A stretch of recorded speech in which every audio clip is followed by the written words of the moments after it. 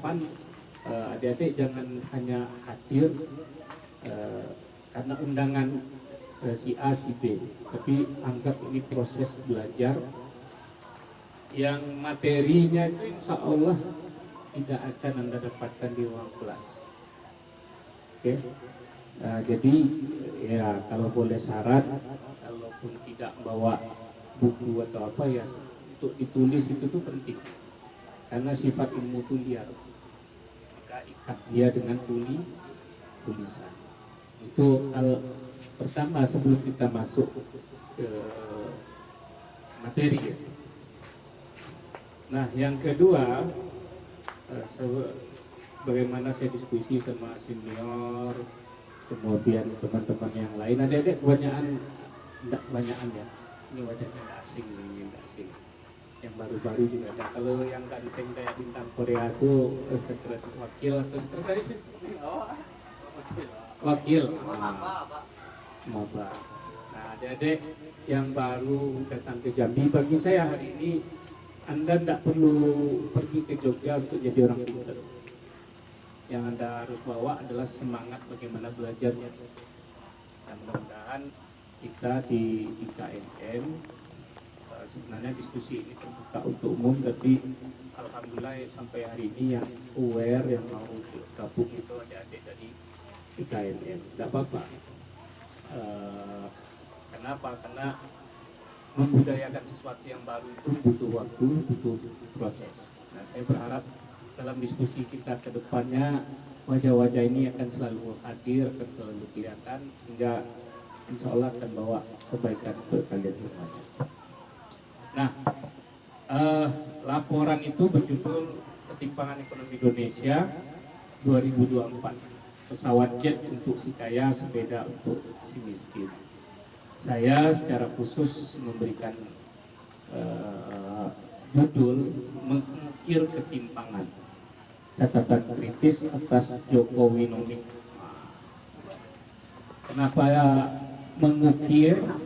Karena saya dalam imajinasi saya tadi ketika ingat Jokowi itu saya ingat tukang kayu, tukang bikin pintu, tukang kuset. Ya paling salah satu pintunya itu kan ada yang diukir gitu kan. Jadi Jokowi itu tugasnya mengukir ketimpangan. Kenapa saya berani ngomong ini, kita diskusi ilmiah ya, bukan sentimen kepada pribadi beliau. Nanti akan saya lihat sisi ilmiahnya. Nah, ini agak serius. Ada yang dari ekonomi, latar belakang ekonomi. Ini satu. Yang lain. Oke, pada umumnya dari hukum dan bidang studi yang lain ya. Nah, ini pengetahuan penting untuk teman-teman. Yang tadi saya katakan di ruang kelas mungkin tidak akan dijelaskan. Nah, isu ketimpangan itu, apa yang dimaksud dengan ketimpangan? Nah, ketimpangan itu difference in size, degree, circumference, atau lack of equality. Jadi yang dimaksud dengan ketimpangan itu adanya perbedaan dari sisi ukuran, dari sisi level, ataupun lingkungan, ataupun tidak adanya kesetaraan. Itu secara bahasa. Tapi bisa beda antara inequality, equality, equity, sama justice. Itu kita tidak usah masuk hal yang ribet. Nah, dalam kajian ekonomi, ketimpangan itu ada dua bentuknya, ada dua tipe. Yang pertama, inequality of outcome atau income, perbedaan pendapatan ya, ataupun pengeluaran. Nah, jadi ada yang mengukurnya berbasis pengeluaran, ada yang berbasis pada pendapatan. Yang kedua, inequality of opportunity. Jadi kesempatannya kesempatan untuk memperoleh pendidikan, kesempatan untuk akses terhadap perbankan, kesempatan peluang untuk mendapatkan kesehatan dan lain sebagainya. Nah, adanya perbedaan-perbedaan itu adalah bentuk dari ketimpangan. Nah, bagaimana cara mengukur ketimpangan? Dalam ekonomi itu ada namanya Gini rasio. Oke. adanya Gini rasio. Nah, apa pengertian teknis Gini rasio itu kurang lebih kalau disederhanakan, jumlah pendapatan negara ini nanti dibagi dengan total penduduk. Nah, dari situ ketemulah rasionya. Nah, Gini rasio itu nanti kita di slide berikutnya akan kelihatan ya. Jadi inequality itu intinya bisa kita lihat dari berbagai macam perspektif. Dari sosial, ini bukan politik ya, tapi politik, hukum, dan lain sebagainya. Nah, keadaan-keadaan yang ketidaksetaraan itu adalah bentuk dari ketimpangan. Ada orang yang bisa gampang dapat akses permodalan, tapi bagi kelompok tertentu yang justru mereka butuh modal, alih-alih dapat modal untuk pergi ke bank aja tidak bisa. Ada orang yang dibentangkan karpet merah untuk berobat ke rumah sakit, tapi ada orang, tapi negara yang menjamin kesejahteraan masyarakat, justru banyak orang miskin yang sulit mendapatkan fasilitas kesehatan. Nah, itu semua adalah bentuk dari ketimpangan. Nah, ini dia. Ini dari, kalau diklik bisa dilihat, diakses di IMF. Jadi inequality itu terjadi ketika apa? Ketika Gini rasio. Jadi kan ada Gini rasio ya. Kalau orang ngomong Gini rasio, maka asumsinya seperti ini. Kalau Gini-nya itu 0, artinya kondisi itu equal. Nah, distribusi pendapatan ataupun kekayaan itu terdistribusi secara merata. Tidak ada gap, tidak ada perbedaan antara si kaya dengan si miskin. Nah, kalau dia kondisinya inequality, itu dia besar dari 0 atau kecil dari 1. Nah, jadi misalnya 0,3, semakin mendekati angka 1, itu artinya kondisinya inequality. Kalau sudah 1, artinya itu ketimpangan itu terjadi secara sempurna. Nah, Gini rasio di Indonesia itu bergerak antara 0,3, 0,2 ya, tapi itu kan sangat politis sifatnya. Kita tidak melihat angka statistik itu. Tapi ini konsepnya seperti ini. Jadi kalau kita baca Gini rasio Indonesia sekarang 0,3, artinya kondisinya terjadi ketimpangan. Kalau dia mendekati 0, misalnya 0,1, ketimpangan itu semakin mengecil. Kalau dia semakin besar 0,5, 0,8, nanti sangat timpang sekali. Kalau udah 1, nah perfect, sempurna ketimpangan terjadi. Oke, paham ya? Nah, justru pengantarnya di sini. Jadi agak serius-serius, itu pengantarnya datang di sini. Latar tengahnya di sini. Ini kira-kira terdapat di dalam apa? Untuk membentuk suatu pemerintahan negara Indonesia yang melindungi segenap bangsa Indonesia dan seluruh tumpah darah Indonesia, dan untuk memajukan kesejahteraan umum, mencerdaskan kehidupan bangsa, dan ikut melaksanakan ketertiban dunia yang berdasarkan kemerdekaan, perdamaian abadi, dan keadilan sosial. Ayo, siapa yang bisa jawab?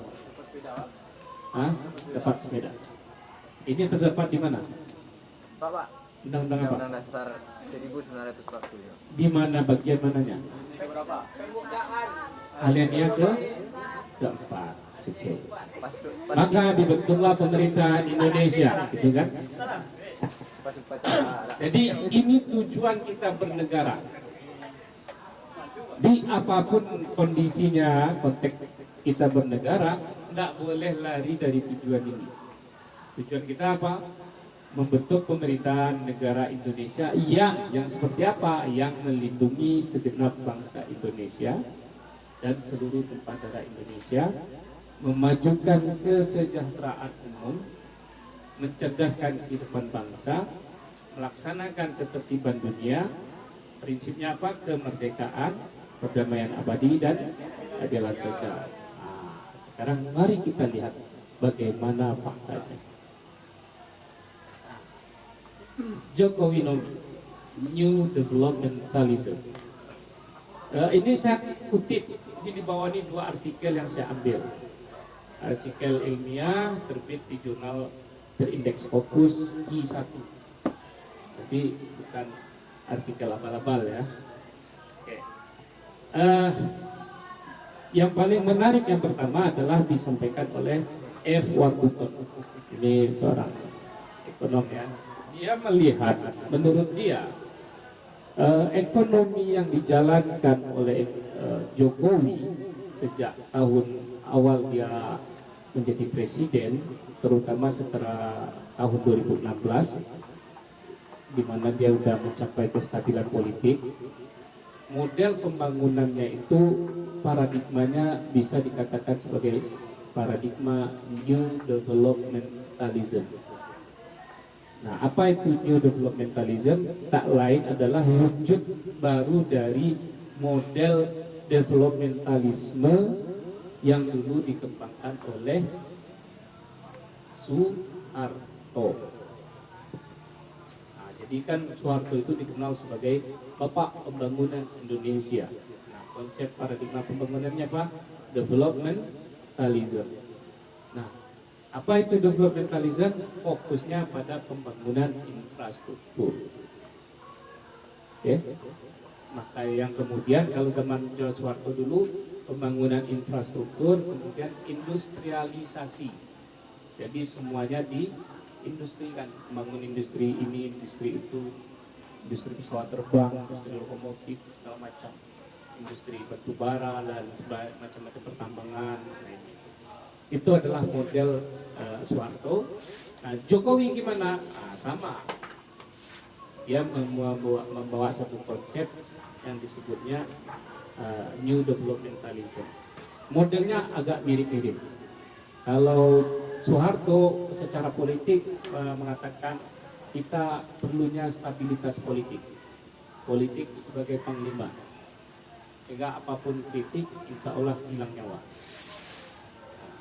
Kira-kira seperti itu kondisi mencekam pada era Soeharto. Orang taat, tidak ada kegaduhan, minim. Tapi kondisi itu seperti bubble, seperti balon yang terus dihembus, membesar, akhirnya meledak. Oke.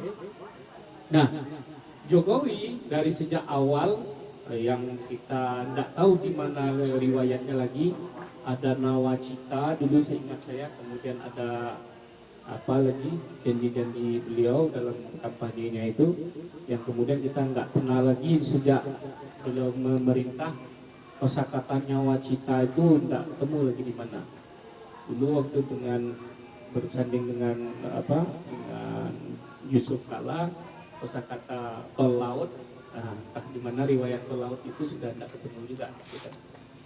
Nah, pertama ciri khas New Developmentalisme dari Jokowi, pertama dia fokus pada infrastruktur, dan itu kita sudah melihat nyata pembangunan, khususnya pembangunan jalan tol ya.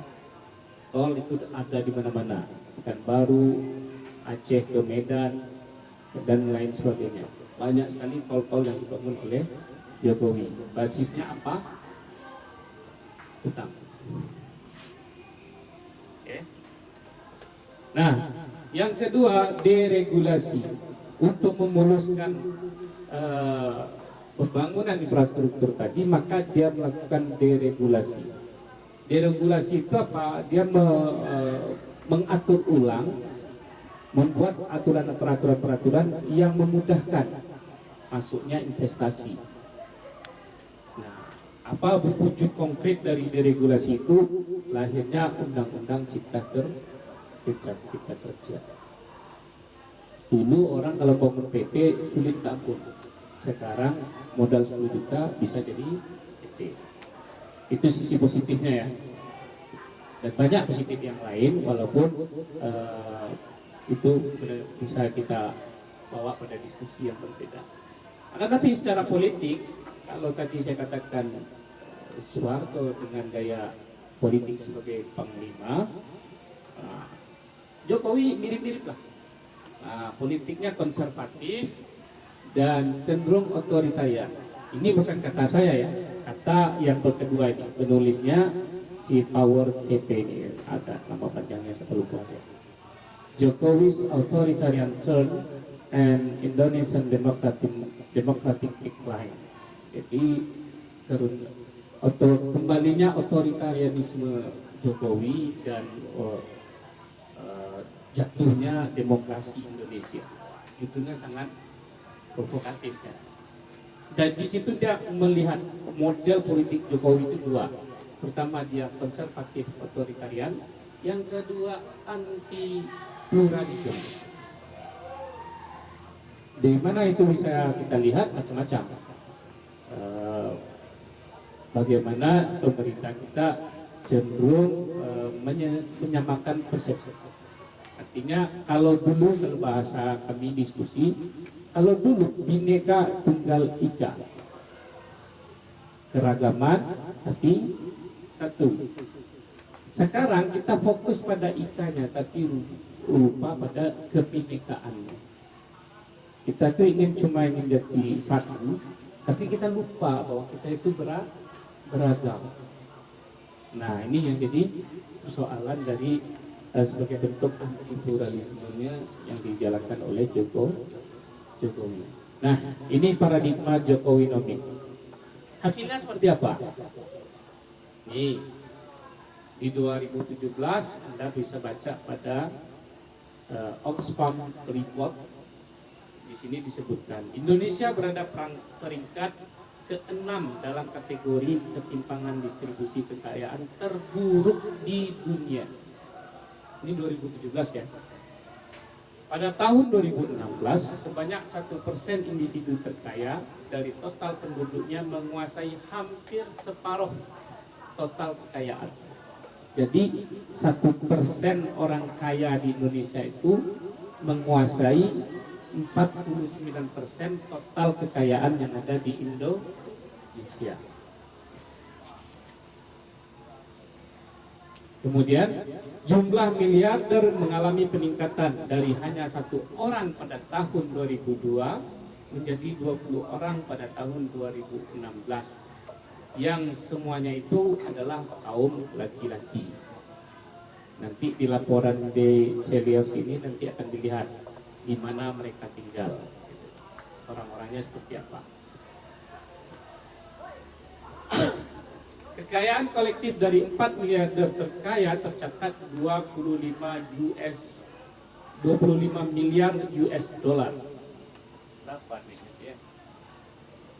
Berapa pras? Tak terkah kita hitungnya kan. Serta saya ada Pak. Nah, lebih besar dari total kekayaan 40% penduduk termiskin. Nah, jadi 4 orang kaya Indonesia di tahun 2017 itu setara atau lebih besar kekayaannya dari 40% penduduk termiskin di Indonesia.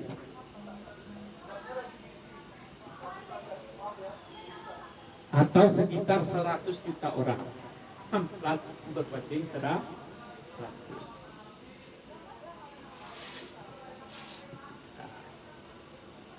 Hanya dalam waktu sehari, orang Indonesia terkaya dapat meraup bunga dari kekayaannya lebih dari 1000 kali lipat jumlah pengeluaran rakyat Indonesia termiskin untuk kebutuhan dasar mereka selama setahun penuh. Ngeri nah? Setahun penuh. Pengeluaran itu biasanya dikirim $2. $2 itu katakanlah 30.000 sehari. 20.000 dikali 365 hari, berapa tuh? Nah, sebanyak itu kalikan 1000 kali lipat. Itu bunganya aja bro.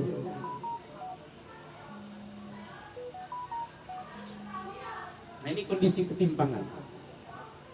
Jadi kalau dari data Oxfam Report ini menunjukkan Indonesia ini cenderung mengalami ketimpangan Nah, masalahnya di sini.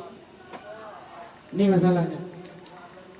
Ketika potret masyarakat kelas bawah di berbagai negara maju menunjukkan protes atau ketidakpuasan secara terang-terangan, masyarakat Indonesia justru menunjukkan ketenangan dan penerimaan yang luar biasa.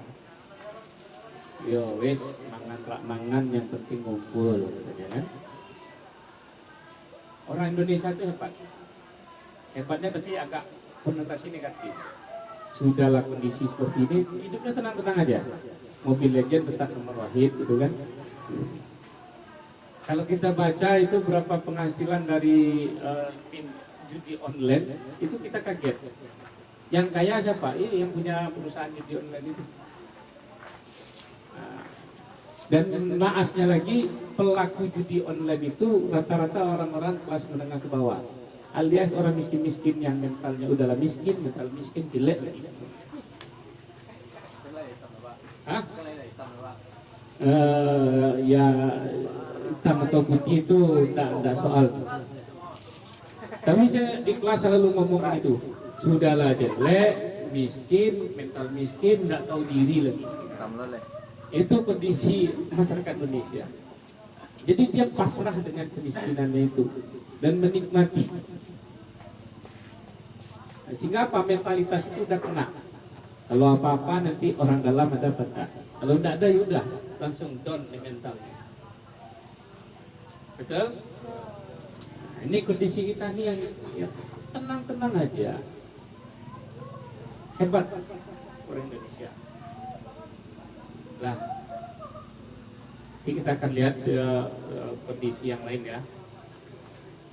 Kenikmatan dunia bagi segelintir orang kaya. Ini dalam laporan dunia. Gambaran ketimpangan di Indonesia sebenarnya tak mengabarkan gejala baru. Nah, ini yang 2024 nih. Temuan global mencatat penghitungan 2.500 miliarder dengan akumulasi kekayaan sebesar 214 kuat triliun. Ya Allah ya Rabbi, bukan triliun lagi. Berapa nolnya tuh? Oke, hanya berkontribusi sekitar 726 triliun atau 0,35% dari kekayaan. Nah ini total kekayaan ekstraktifnya sekian. Oke, kita biar lebih jelas kita masuk ke sisi ini aja. Yang mana yang kita mau lihat? Kita lihat dulu bagian yang unik-uniknya dulu ya, nanti kita akan lihat. Nih, pertemuan umumnya. Pertemuan umum dari ini ya. Nah, Celios. Laporan pertumbuhan ekonomi, kita lihat satu persatu umumnya seperti apa. Kekayaan para triliuner, potensi pajak kekayaan 81,6 T.